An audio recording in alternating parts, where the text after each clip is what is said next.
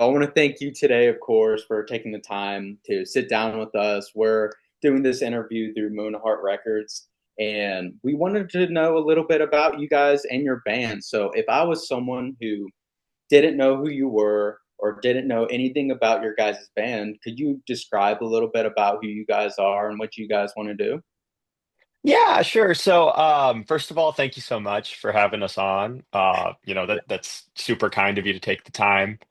My name is Andrew. I play guitar and sing in the band Low Before the Breeze.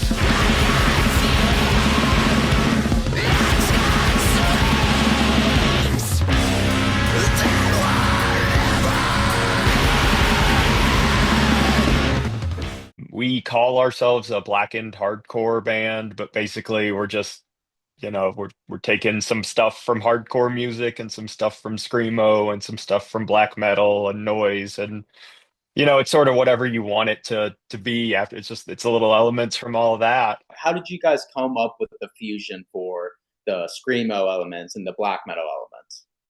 Yeah, it's sort of a mix of everything that we like, to be honest. There's no one in the band really listens to the same thing.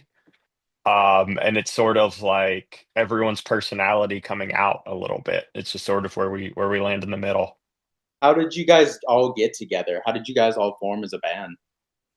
So the drummer, Jonathan, and myself formed the band in 2021. He actually responded to a Craigslist ad I had mentioned, where I was like, I want to make a band that sounds like Converge and Page 99. And he came in with like a lot of like death metal drumming experience, and he's played in a noise rock bands and all kinds of stuff. And we sort of went through a cast of bass players. Didn't work out for one reason or another.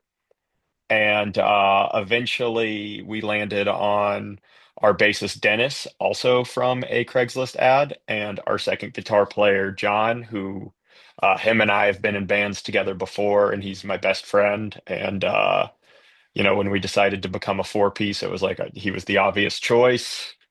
Yeah, that's how we landed where we are. Craigslist is the way to go.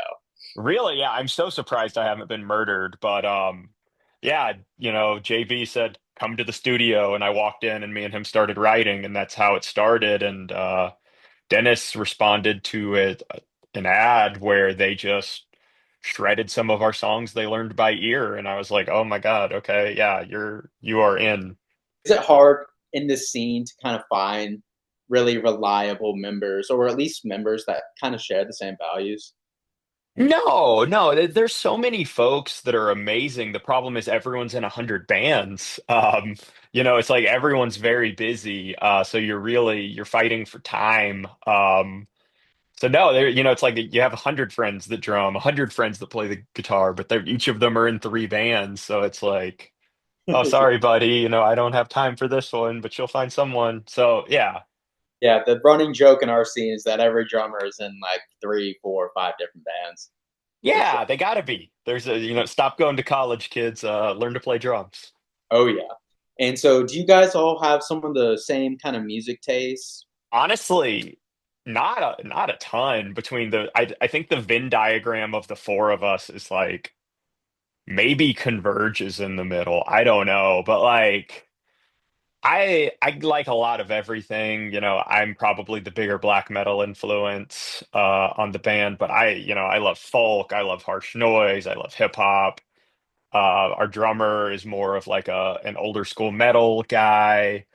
Um, our other guitar player, John, is a big alt country folk guy, rock and roll kind of stuff with like hardcore background from his youth and all, but talking about today, more of that stuff. And Dennis is probably the closest to me, but they have their own unique taste in metal and such that's a little outside of mine.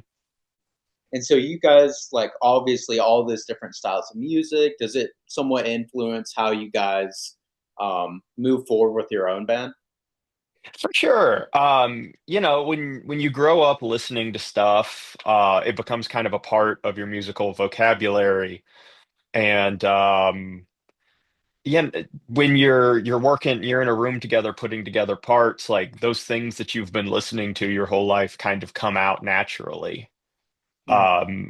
Like I grew up listening to a lot of like 90s screamo stuff, so always these dissonant chords and these pretty melodies are sort of my go-to, whereas our other guitarist like loves more guitar-driven music, more, like he plays more notes where I'm playing more harmonic chord or disharmonic chords. And Mhm. so that sort of, that's just two different languages that we speak that kind of come together. Like you guys have a lot of different elements that do are incorporated into these songs. And how do you balance some of the different um, influences you guys have from maybe more aggressive sounds to maybe less aggressive sounds? It's I don't know if it's ever like a conscious thought. It's just sort of what comes out. Something we do love to do is to kind of subvert expectations. We always say, like I don't know if we're a good band, but we're gonna be original. So Mhm. we try to, if the listener's ear, if it feels like what they're gonna hear next is like a breakdown, it's like, well, how about instead they hear like a nice little ambient guitar passage, or we want to keep it different and interesting. Oh yeah, keep everyone on the edge for sure. What is your guys' typical songwriting process? It took a long time to kind of find the groove, but the way that seems to kind of work best for us is I sort of isolate at home and come up with some riff ideas and throw some drums on it and like programmed, and I'll bring it into the room, and then the guys kind of translate my nonsense into something listenable to a point where it doesn't really look like the thing that I brought in at all. It's that was more of sort of a set of guidelines for us to start the conversation on. John, the other guitarist, spends some time working on his leads at home, but I think as far as like larger band structures, that mostly happens in the room. So it's a lot of just playing off of each other, Yeah, listening to what each individual member is doing. Jonathan sort of does the most as far as shaping goes, because he just these grooves come out of him, and he'll say, "Okay, play that again. Okay, play that again," and we'll keep doing it. And every time he's changing the feel until kind of he's like, "Okay, yeah, I like this one." For another part of the song, like the lyrics and the actual, or I guess the message of the song, do Mhm. you start writing some of that after the song has kind of been composed, or do you kind of intermittently write? I keep my notes app full of whatever pops into my head. So I sort of start on the lyrics before I start writing the actual music most of the time. From your songs, a lot of your songs explore different categories of life and chaos. Um, how do you go about writing some of what you do? It's a hard thing to kind of get yourself in that mental headspace, but a lot of my songs, especially on our record that's going to be coming out here shortly, really deal with some firsthand encounters with domestic abuse and sort of my mental headspace moving forward out of that. And these are just sort of things that I've had inside of me for a while that I'm finally sort of exercising out through these songs. Mhm. And is that almost like a therapeutic way to express who you are and who your band is and continue living life through these experiences? I think it's like a double-edged sword in a way because it is very therapeutic, and it's great to kind of reclaim these moments of weakness and sort of share where I felt vulnerable and how I can help other people that maybe have experienced similar things. But at the same time, it is incredibly mentally taxing to kind of go back and dwell in your worst moments and sort of try to derive art from those moments. For a song like Nightwept and the categories and the themes that are explained in that song, is it Mhm. almost like you are expressing yourself when maybe you couldn't have just talking to someone?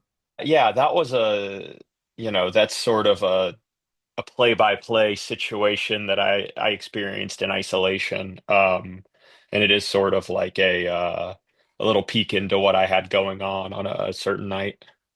The songs when I was personally listening to them, they're so melodic. They are very chaotic. They go to different sections, but they all are very cohesive and are very pretty. Well, thank In you. a sense, and I love the melodic sections or the more, I guess, prettier verses. Um, so do you guys have like influences or any non-metal inspirations that you guys incorporate into your music? Yeah, absolutely. I mean, most of my favorite music, most of what I really spend my time getting into is not particularly heavy. I love Me Without You, like the kind of post-hardcore band. They're one of my favorites. A lot of their stuff, the way that they play guitar has snuck in. Big hip hop guy, Billy Woods is a giant influence of mine. Lyrically largely, but also in sort of the soundscapes that he creates with his instrumentals. Yeah, I mean, I think probably outside of the structures of like we are doing hardcore, we are doing metal, probably there are more non-metal influences going on underneath the hood. And I think you can tell because it feels like the songs have a little bit more than just maybe like black metal or screamo, and it really brings it to maybe a different space that a lot of people haven't really heard before. Oh, So it's been cool. very interesting to hear how you guys have evolved when listening to like a demo, like various Raptures versus something even as new as your new release single. Do you Mhm. guys how has your sound evolved since the release of your demo? Yeah, so this was my first time playing guitar in a band. I'd played bass, but I'd never been like the songwriter before. So on various Raptures, you're really hearing the first songs that I ever wrote. Mm. So really it's me learning how to kind of express the sounds that I've kind of always wanted to. You're sort of seeing it in real time when you go through the releases, and it's just a much more nuanced situation now. I have John playing some like incredible guitar leads underneath the chaos that I do. Dennis brings in all kinds of bass grooves that are insane. And sort of the core that's been there the whole time is JB is playing drums like a madman. He's sort of drumming like we're a death metal band at half of the time. And you have my kind of chaotic guitar chords ringing all over the place. But yeah, it's really John and Dennis have just changed what we're doing from just noise into some very nuanced music. Oh yeah, absolutely. And from your guys' live shows, I think you can really get the energy and I like the word chaos. But like almost concise chaos to where you guys can really express the music, obviously in a live setting. How do you approach performing live um, and playing these songs and carrying out these messages? Yeah, I've at least for us, I always want it to be a show. Like I don't want to just play the songs. Like I want to get myself in this kind of hyped up headspace where it's something interesting to watch. And I think we all do a good job of just not standing still. We want to be in constant motion. And we kind of want to make as large of a spectacle as possible. I think that's sort of the live mission. Do you guys feed off the energy the crowd kind of gives you and everything? Yeah, it's hard to get up there and take off your shirt and thrash around and hit your head and stuff when people are just standing with their arms crossed. But it gets a lot easier when everyone's moving and having a good time and kind of feeding off of, or I guess we're feeding off of what they're doing and maybe they're feeding off of what we're doing a little bit too. Yeah, absolutely. Your guys' live shows are very chaotic from what I've seen. I almost had the chance to see you guys, but definitely we'll be seeing you guys very, very soon. Oh, You great, great. guys have a favorite show or place that you've played that was very memorable to you guys? the moment where we were all like, "Oh, this is actually working," was our first tour that we did. The first night was in Savannah, Georgia, at Lodge of Sorrows, a venue that's sadly closed its doors. But kids went nuts. I don't know. It was very cool. It was sort of the first time that it was like, oh, people actually like what we have going on. And there were kids, there was chaos and violence in a, controlled sense. It was one of the most fun shows I'd ever played in my life, or maybe the most fun show I'd ever played in my life up to that point. Is it very like crowd energy based that you feel satisfaction, or is it personal, like, hey, I know we did good satisfaction that made you feel that way? In that instance, it was really both, but there are nights where it could go either way. Like we've played great shows that no one's cared about. Or like this past Friday, we played a show where I broke two strings on the guitar like halfway through, and there's no way it sounded good, but kids were like going. It could be either, really. Yeah, it's just a good feeling when you know it's a good feeling. Yeah, I think it's a thing, when it was good. So was that Savannah tour? Was that with Terminus Hate City, or you guys with them at that time? That was before we had signed with THC, but it was with our very good friends in Apostle, who are also on the label. Is there something about being a part of Terminus Hate City and the local scene that you've really come to love and enjoy? Yeah, I can never say enough good things about Jay. He believed in us at a very early point and has sort of pushed us into legitimacy in a way that we certainly did not have before. And he also, just on a personal level, has been a really big advocate for me as I have sort of dealt with the aftermath of my own brushes with abuse that we talked about earlier. Jay's been nothing but a great friend and supportive. And I'm like forever indebted to the kindness that he showed me in those settings. Of course. And I think that's what makes our scene in Atlanta so great is that we have this community that really shares the camaraderie and the actual care of just individuals. Do you think that's something that will continue to grow in the Atlanta scene, or do you think it will get harder as it just tends to get a little bit bigger? I'm hopeful that all of the good continues to grow out of it. I think things ebb and flow. So there will certainly be times where things aren't quite as positive, but I hope that we sort of can establish a community that takes care of each other.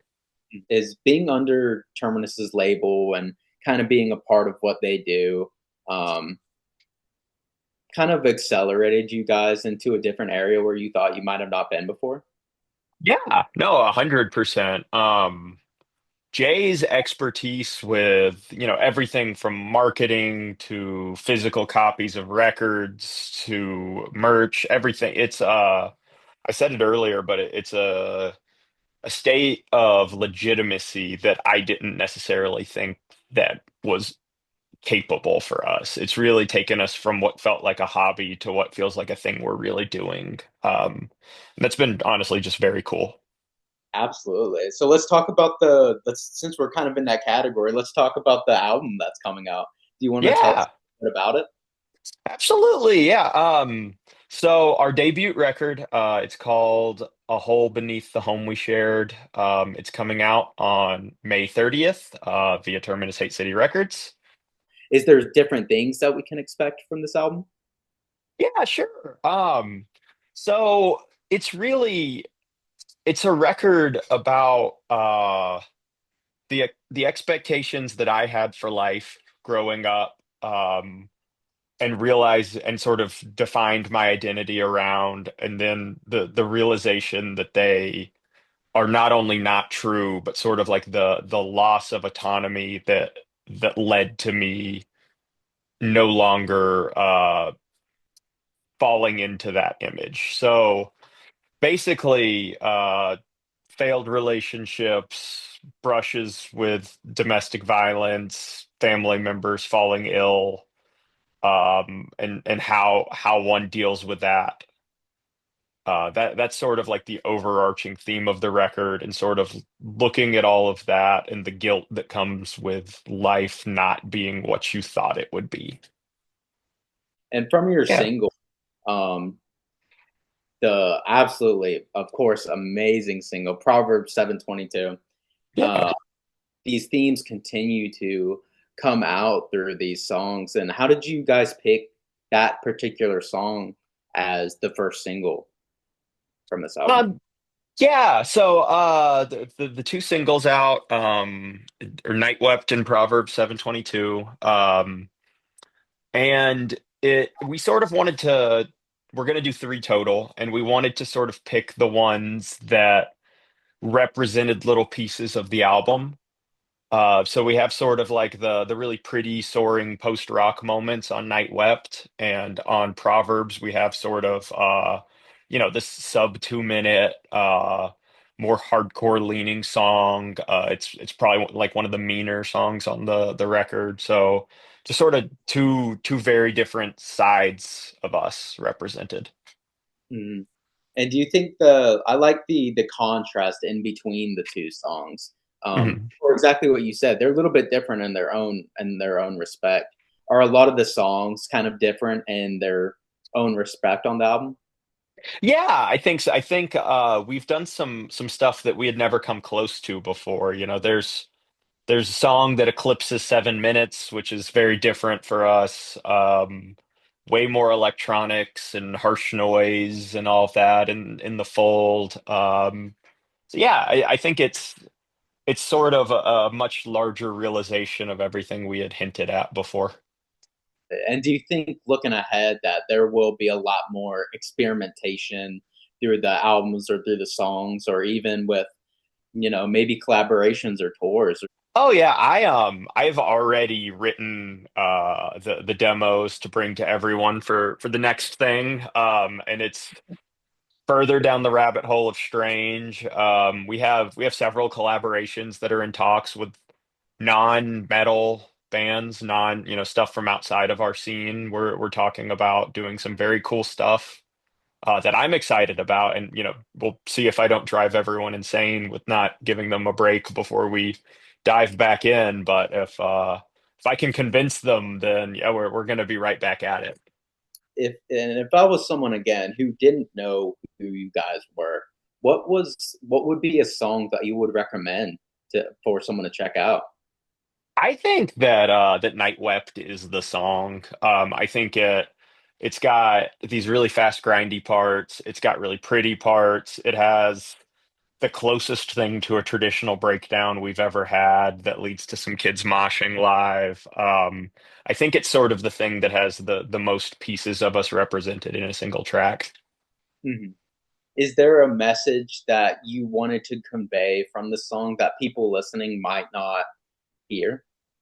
I think not necessarily from that one song, but from all of our songs, is I just want to convey um, that there is hope beyond your current experiences. Just because things may seem very dire at the moment, you can get through it. And there are, if I could do it, you could do it.